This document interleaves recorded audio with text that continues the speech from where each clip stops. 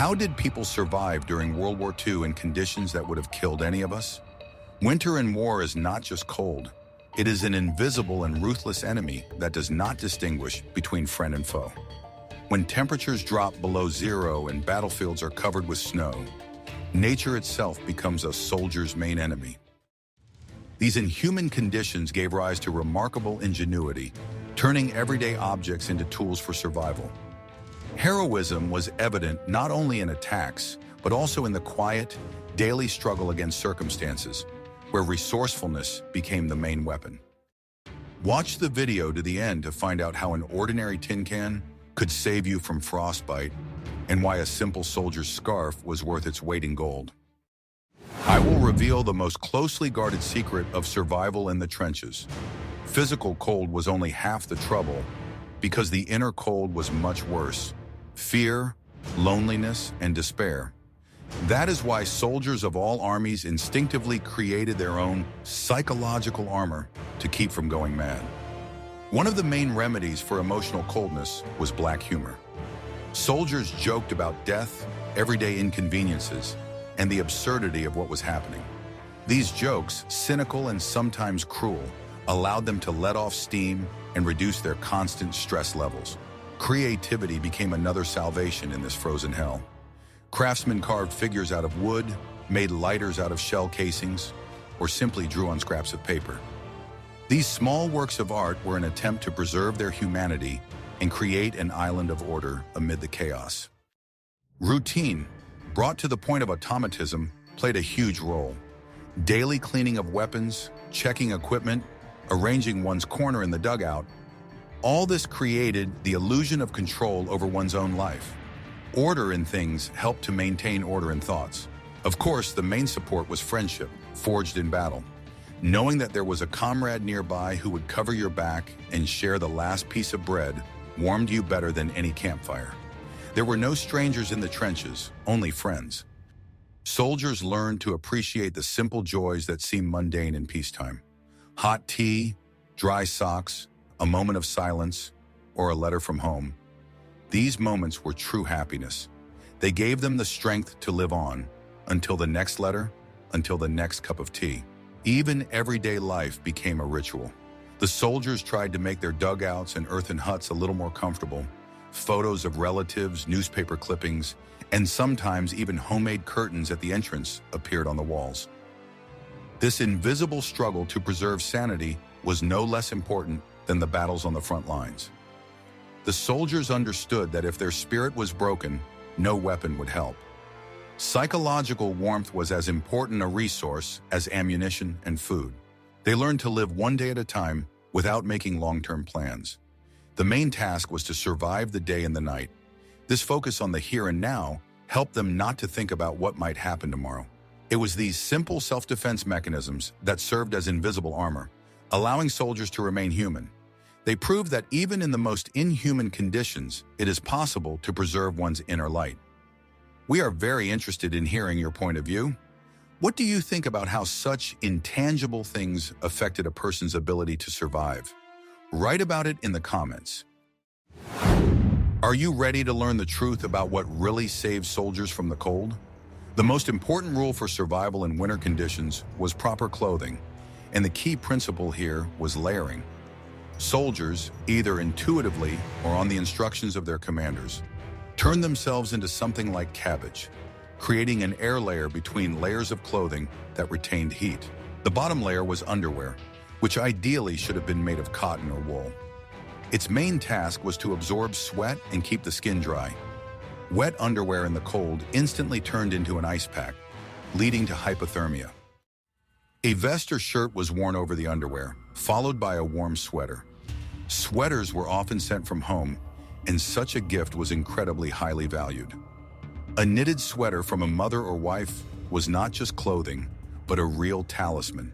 The main element of protection from the cold was an overcoat or quilted jacket.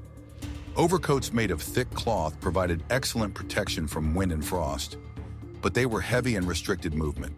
The quilted jackets of Soviet soldiers were lighter and more practical, becoming one of the symbols of the winter war.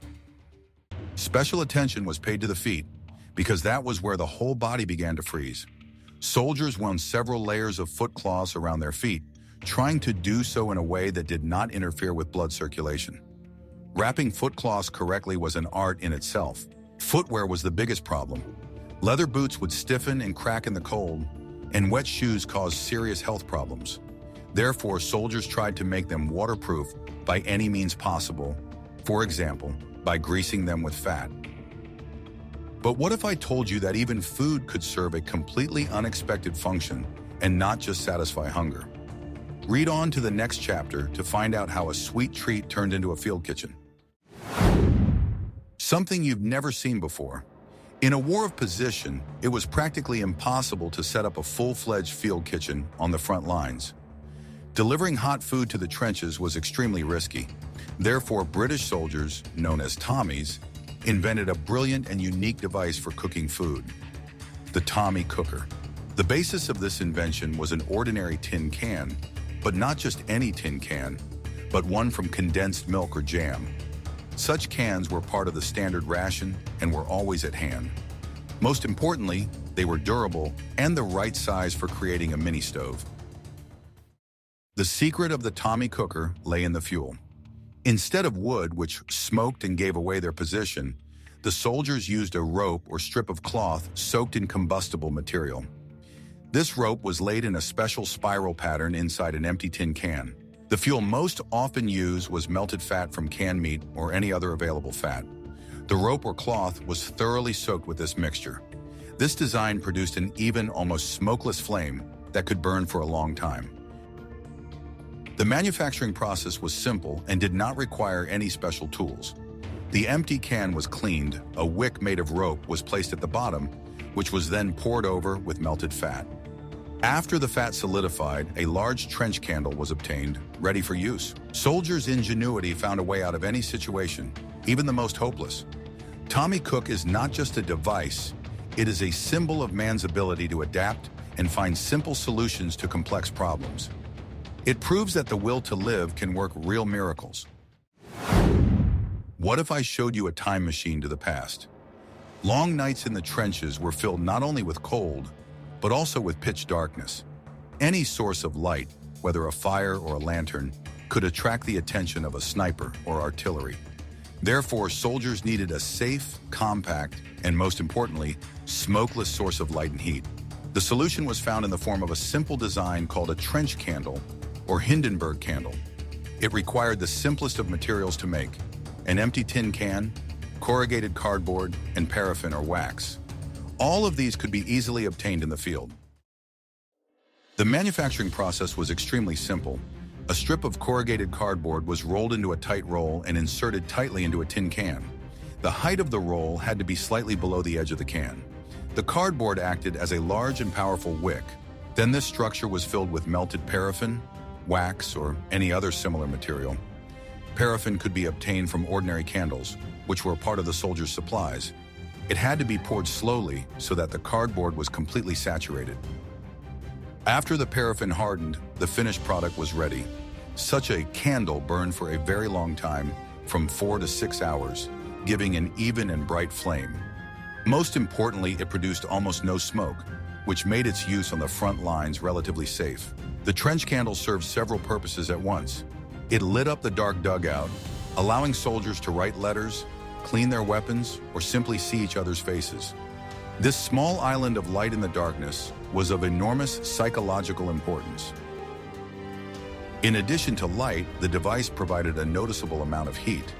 Of course, it could not heat the entire dugout, but it was enough to warm frozen hands or dry small items of clothing.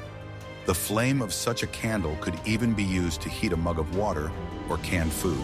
Soldiers often combined several such candles to create a more powerful heater. They placed them under a makeshift table or bunks so that the warm air would heat the space. It was a simple but effective local heating system. The invention became so popular that civilians in the rear organized entire campaigns to collect materials and make trench candles for the front. School children and volunteers folded cardboard and poured wax into it, sending thousands of these simple but vital heaters to the front lines. Which modern tourist gadgets do you think originated from this simple soldier's invention? But keeping warm was only half the battle. In the next chapter, you will learn how soldiers kept their most important friend, their weapons, from freezing. Severe frost was dangerous not only for people, but also for equipment. Weapons that worked flawlessly under normal conditions could become useless pieces of metal in the cold. Knowing how to properly care for a rifle or machine gun in winter conditions was one of the most important skills a soldier could have. The main problem was lubrication. Ordinary gun oils thickened and froze in the cold, causing the automatic mechanisms to fail and the bolt to jam. Soldiers had to resort to various tricks to avoid this. One solution was to use special non-freezing lubricants, which were supplied to the troops. However, there was often not enough of them. Therefore, the soldiers used improvised means, such as a mixture of kerosene and oil, or even simply wiped the parts dry. Experienced soldiers knew that it was better to remove all the lubricant than to allow it to freeze. A dry but clean mechanism was more likely to work than one encumbered by frozen oil. Keeping weapons clean in winter was more important than ever. Another problem was condensation. When a soldier brought his weapon from the cold into a warm dugout, droplets of moisture instantly formed on the cold metal parts. If he then went back out into the cold, this moisture turned to ice, binding the parts together. To avoid this, soldiers tried not to bring their weapons into the warmth unless absolutely necessary. If they had to, they would immediately disassemble their weapons upon returning to the dugout and wipe all the parts dry. It was tedious, but necessary. Metal became more brittle in severe frost. Impacts or falls that would have had no effect on weapons under normal conditions could lead to breakage in winter. Soldiers handled their rifles and submachine guns with extreme care. Sometimes, in order to keep the weapon operational, its parts had to be warmed up with their own bodies. Soldiers could keep the bolt under their greatcoats or sleep with it in their arms. It was uncomfortable, but it ensured that the weapon would not fail at the right moment. Soldiers also made special winter covers for their rifles out of white fabric. These not only served as camouflage, but also protected the mechanism from snow. Snow clogging the barrel or bolt could cause serious problems when firing. Preparing weapons for winter was a complex task. Complete disassembly, cleaning, proper lubrication, and constant monitoring directly affected the lives of soldiers and their comrades. Guess what happened next? Finding or building a reliable shelter in winter was a matter of survival. Open terrain, swept by icy winds, left no chance of survival. Therefore, soldiers used every opportunity to burrow into the ground or snow. The ideal shelter was a dugout or a dugout. They tried to build them on the slopes of hills or ravines to protect themselves from the wind. The walls were reinforced with logs and branches, and several layers of logs were placed on top, which were covered with a thick layer of earth and snow. A properly constructed dugout retained heat well. A small potbelly stove could maintain a comfortable temperature inside. They tried to make the chimney as low and inconspicuous as possible so as not to reveal their position. If it was not possible to build an earthen hut, the soldiers dug simple foxholes, deep crevices in the ground. Such a shelter was not comfortable, but it protected from the wind and shrapnel. The entrance was usually covered with a raincoat or a piece of tarpaulin. Strangely enough, snow was not only an enemy, but also an ally. It is an excellent heat insulator. Soldiers built shelters out of snow blocks, similar to Eskimo igloos, or simply dug caves in deep snowdrifts. The temperature inside a snow cave was significantly higher than outside. Even the warmth of the human body and the burning of a small candle could raise the temperature to around 0. This allowed soldiers to rest and regain their strength. The same snow was used to camouflage the shelters. Any dark spots, earth from digging trenches, logs, boxes, were carefully covered with snow. Against the white background, any detail was visible from afar, so great attention was paid to camouflage. The floors of dugouts and bunkers were lined with spruce or pine branches. This created an additional layer of insulation and protected against dampness coming from the ground. In addition, the branches gave off a pleasant coniferous scent. Setting up such a winter camp was hard work that required collective effort. Every soldier understood that the lives of the entire unit depended on the reliability of their shared home. How difficult do you think it was to maintain morale in such conditions? But even the best shelter is useless if you cannot move around. In the next chapter, we will learn how armies learned to conquer the snowy wilderness. Winter completely changed the rules of troop movement. Deep snow made roads impassable for vehicles and turned marching on foot into an exhausting ordeal. Armies that were able to solve the problem of mobility on snow gained a huge tactical advantage. Skis became the main means of transportation for infantry on snow-covered terrain. They were used particularly successfully by Finnish and Soviet troops. Ski battalions could make swift raids on enemy rear lines, appearing where they were least expected. Soldiers on skis were a fast and maneuverable combat unit. They could move through forests and frozen swamps where no equipment could pass. Skiers were often dressed in white camouflage robes, which made them virtually invisible against the snow. If there were no skis, soldiers made improvised snowshoes. They were made from flexible branches woven into an oval shape and tied together with ropes or straps. These snowshoes increased the support area and prevented soldiers from sinking into deep snow. Deep snow was also a serious obstacle for vehicles. Trucks and armored vehicles got stuck in snowdrifts. To improve mobility, soldiers put chains on the wheels. Sometimes more radical methods were used. Special skis could be installed on trucks instead of front wheels, turning them into snowmobiles. It was a makeshift but effective solution for traveling across frozen lakes and rivers. Horse-drawn transport became relevant again in winter. Horses harnessed to sleds could go where no other vehicle could. Sleds were used to deliver ammunition, food, and evacuate people. Special attention was paid to reconnaissance of roads and terrain. Soldiers checked the strength of the ice on rivers and lakes before allowing vehicles to cross. A hole in the ice hidden under the snow could become a trap for an entire column. Moving around in winter required tremendous endurance from the soldiers. Marches of many kilometers on skis or on foot through deep snow with full gear were an extremely difficult test. Only the most trained fighters could cope with such a load. The ability to move quickly and stealthily across snow-covered terrain was the key to success in many winter operations. The war against the snow was no less important than the war against the enemy. On a white blanket of snow, any dark object is visible for miles. In winter, camouflage became paramount. The ability to blend in with the surrounding terrain was equivalent to survival. The main means of individual camouflage were white camouflage robes. They were worn over greatcoats or quilted jackets. Often these robes were very simple, essentially two pieces of white fabric with slits for the arms and head. If there were not enough camouflage coats, soldiers used whatever was at hand. Sheets, tablecloths, or any other white material that could be found were used. Sometimes soldiers simply wrapped themselves in bandages to become less noticeable. Weapons also needed to be camouflaged. Rifles and machine guns were wrapped in white cloth or bandages, leaving only the sights and moving parts exposed. Some simply painted their weapons with white paint or lime. Vehicles, tanks, artillery pieces, and cars were also repainted white. Special winter paint that was easy to wash off was used for this purpose. If there was no paint available, the vehicles were coated with a mixture of lime, chalk, and water. Artillery positions and machine gun nests were carefully camouflaged with snow.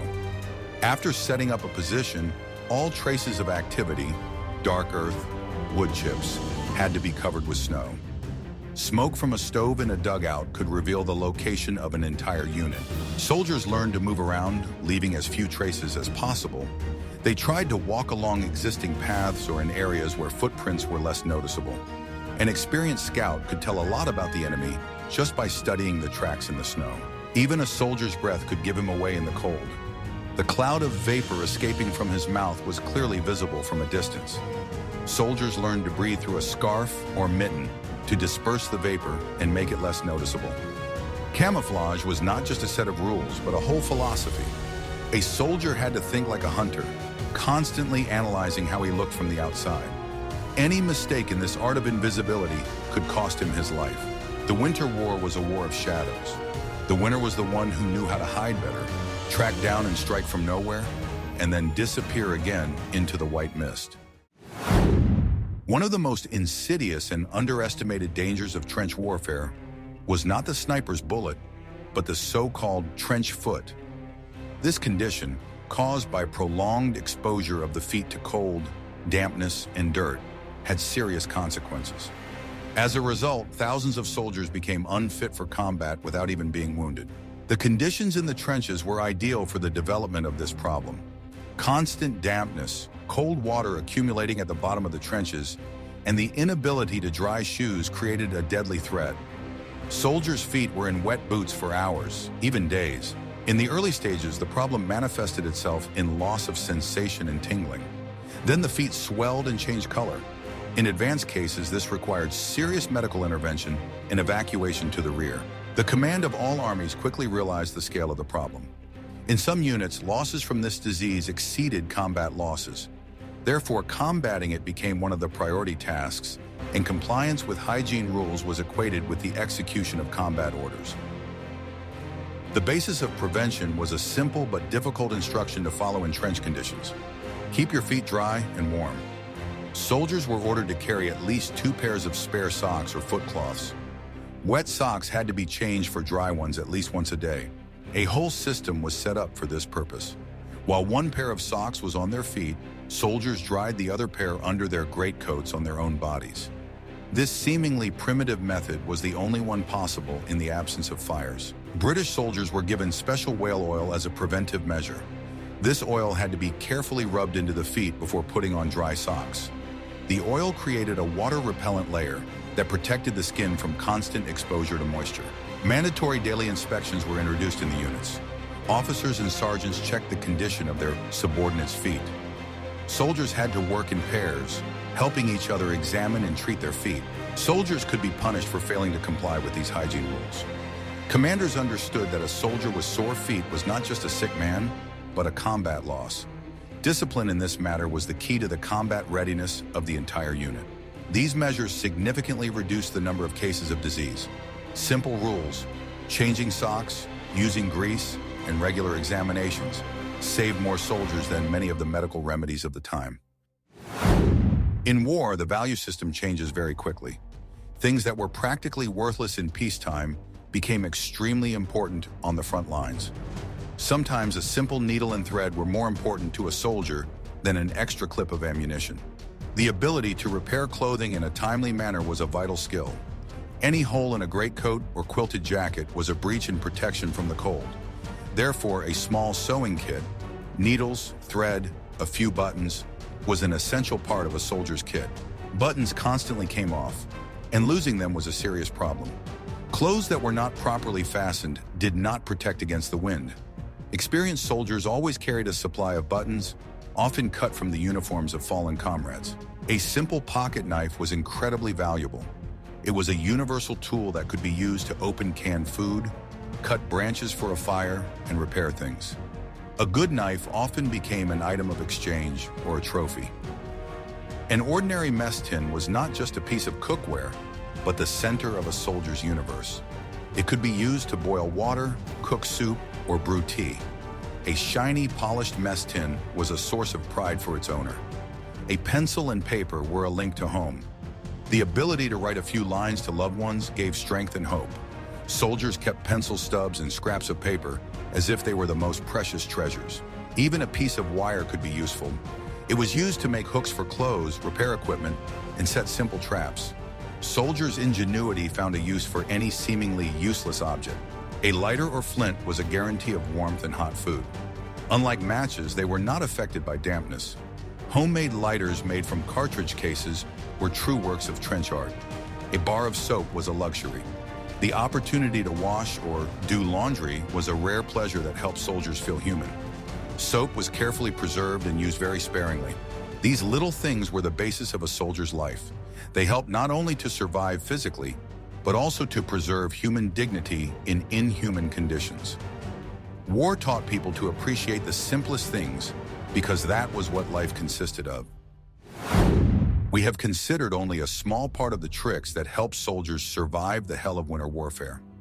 Behind each of these inventions, from trench candles to methods of drying socks, lies not only ingenuity, but also an unyielding will to live. These stories show that the human spirit is capable of adapting to any conditions, even the most unimaginable ones. War is a tragedy, but it also sometimes reveals the best qualities of human beings: mutual aid, ingenuity, and incredible resilience. The experience of the soldiers of that time is a harsh lesson in how important it is to appreciate peace in the simple things that seem like real treasures in the trenches. Please suggest topics for future videos that you would like to see on our channel in the comments.